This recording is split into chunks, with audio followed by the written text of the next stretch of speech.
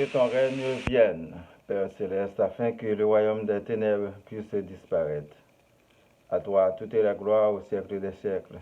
Toi seul es digne de louange et d'adoration. Je te demande pardon pour mes péchés et ceux des autres. Je te dis merci pour la vie, merci pour l'univers créé par ton pouvoir, merci pour tout. Revenons tous avec engouement vers le trône de la gloire pour contempler le Seigneur.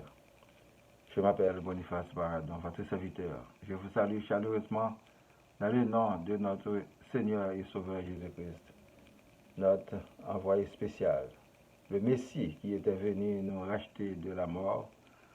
En lui, nous aurons la vie éternelle si nous l'acceptons. Ne soyez pas têtus, ne faites pas de la sourde oreille au message de la délivrance. Le temps est maussade. Soyez intelligents avant le son de la trompette. De ce fait, je vous dis merci et bienvenue sur le web, chers internautes, à l'écoute et à la visualisation de cette nouvelle édition.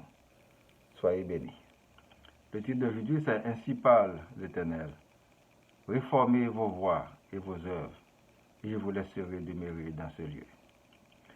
Jérémie chapitre 7, du verset 1er à 7, la parole qui fut adressée à Jérémie de la part de l'Éternel en ces mots.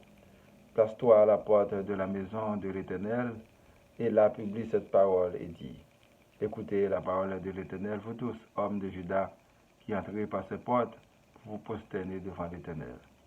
Ainsi parle l'Éternel des armées, le Dieu d'Israël. Réformez vos voies et vos œuvres, et vous laisserez demeurer dans ce lieu. Ne vous livrez pas à des espérances trompeuses, en disant, c'est ici le temple de l'Éternel, le temple de l'Éternel, le temple de l'Éternel. Si vous réformez vos voies et vos œuvres, si vous pratiquez la justice envers les uns et les autres, si vous ne pouvez pas l'étranger, l'orphelin et la veuve, si vous ne répandez pas en ce lieu le sang innocent, et si vous n'allez pas après d'autres dieux pour votre malheur, alors je vous laisserai demeurer dans ce lieu, dans le pays que j'ai donné à vos pères d'éternité en éternité. Pour la prédication, mes frères et sœurs dans le Seigneur, que la grâce et la paix de Dieu soient toujours avec vous. La justice est incontournable au développement d'une nation. C'est le pilier indispensable pour rendre une nation forte et prospère. Luttons ensemble pour la justice dans le monde afin de réduire considérablement l'injustice qui ronge la société. L'Éternel parle parce qu'il est vivant, et nous qui le servons sommes vivants. Ainsi, les vivants ne peuvent en aucun cas cohabiter avec les morts. Les criminels, les méchants sont tous des morts. Alors sortir parmi les morts pour pouvoir vivre en Christ. Chassez-les, ne les tolère en aucun cas jusqu'à leur extermination. Il y a des situations chaotiques dans lesquelles on se trouve. Cela demande des analyses profondes, des prières, des jeûnes et de la persévérance. Mais pour ce faire, il nous faut croire en Dieu qui a tout créé. La formule tout de suite n'est pas toujours de mise pour répondre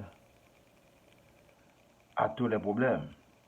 Un enfant ne devient pas grand en un jour, mais il doit se patienter à grandir et prendra une taille normale selon la volonté du Seigneur. Il nous parle et il nous éclaire, dépendamment de notre situation, de nos besoins. Présentez vos bons projets à l'Éternel, il vous dira quoi faire et sa volonté s'accomplira en vous.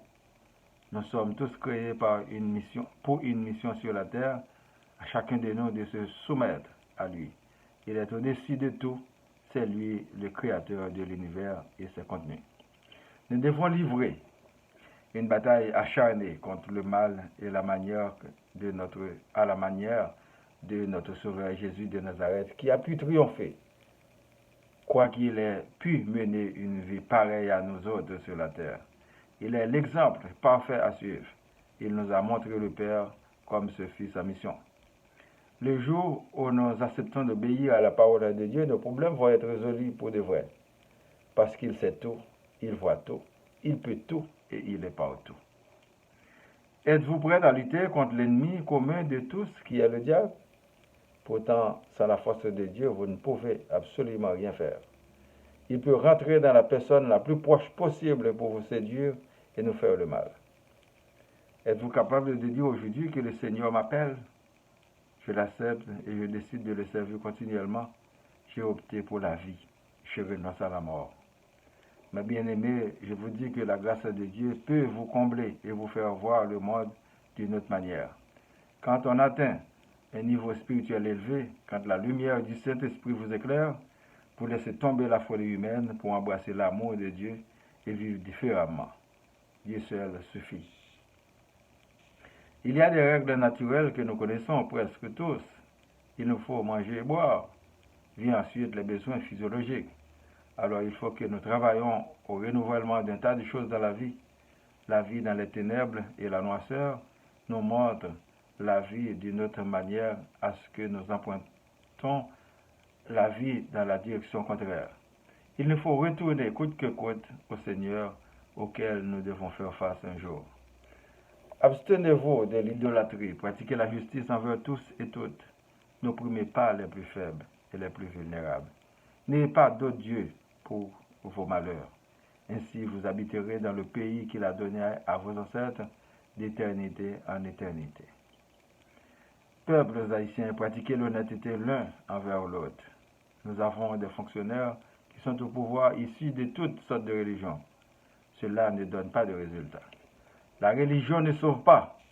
Dieu dit, ne vous livrez pas à des espérances trompeuses en disant c'est ici le temple de l'Éternel, le temple de l'Éternel, le temple de l'Éternel.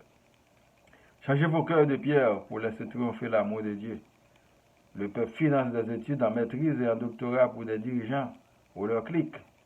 Pourtant, dans sa section rurale, il n'y a pas une école nationale. Il n'y a pas un hôpital pour sa communauté. L'État ramasse des taxes et impôts et la région ramasse des dîmes et des offrandes. Où sont passées ces mines d'argent? Le peuple manque de tout.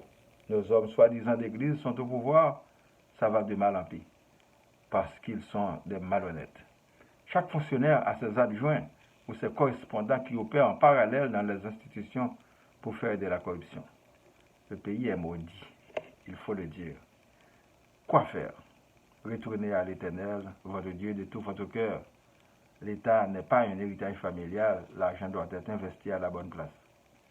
Le pays n'a pas besoin de vauriens, sénateurs budgétivores, ni des fonctionnaires corrompus pour sucer la mamelle.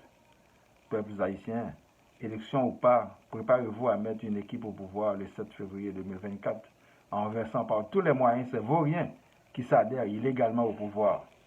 Ils font passer le temps. Aujourd'hui, demain, le temps agira contre eux. Un bandit n'a aucun avenir, à moins s'il se repent. Si vous convoitez l'honnêteté, l'Éternel agira en votre faveur par sa compassion. Sinon, vous vous détruisez vous-même.